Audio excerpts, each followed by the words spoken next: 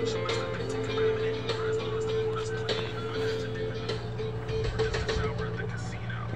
na po tayo sa intersection kung saan naghihiwalay yung kalsada papunta sa Sumut Southern Leyte at ito naman yung papunta sa Baybay City, Leyte. Dito po tayo dadaan papunta sa Matalong, Leyte.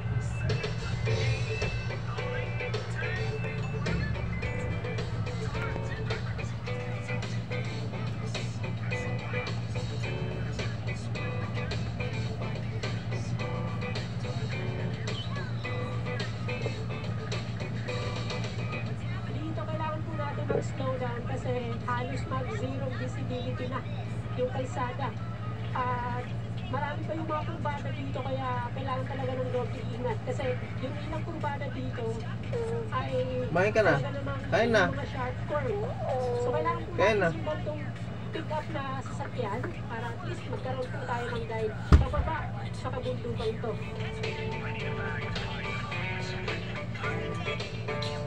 Kaya na.